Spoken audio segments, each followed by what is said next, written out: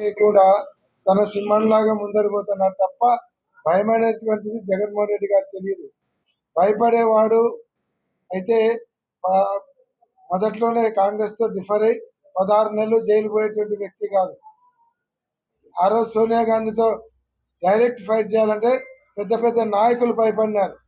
పెద్ద పెద్ద నాయకులు భయపడే పరిస్థితులలో ఆ రోజు ఆయనకు 40 సంవత్సరాల యువకుడు సోనియా గాంధీకి డి అంటే డి అన్నాడు. 16 నెలలు జైల్లో ఉన్నాడు. రెండు ఎలక్షన్లు, రెండో ఎలక్షన్లకు ముఖ్యమంత్రి కూర్చుంటే రాష్ట్రంలో పార్టీ అడ్రస్ లేకుండా పోయే పరిస్థితి ఈరోజు ఉంది. కాబట్టి జగన్మోహన్ రెడ్డి గారికి డ్రామాలు తెలియదు.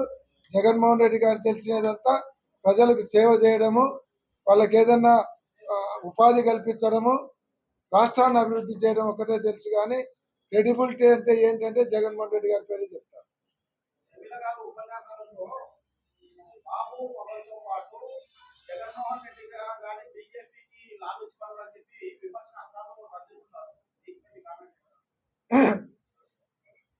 బీజేపీతో లాలూచి అనేది డైరెక్ట్ అలయన్స్ ఎవరు పెట్టుకున్నారు? 10 సీట్లు ఎవరు ఇచ్చినారు? ఎమ్మెల్యేలు 5 పార్లమెంట్ ఎవరు ఇచ్చినారు?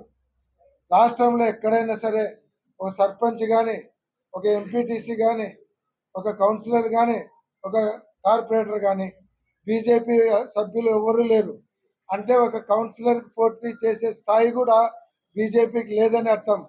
అటువంటి స్థాయి లేని బీజేపీకి 10 అసెంబ్లీలు, 5 పార్లమెంట్ ఇచ్చినారంటే బీజేపీకి ఎంత భయపడుతున్నారు, ఎంత లొంగిపోయినారు, ఎంత వాళ్ళ కాళ్ళ కాడ వీళ్ళ ఆత్మాభిమానాన్ని పెట్టారు.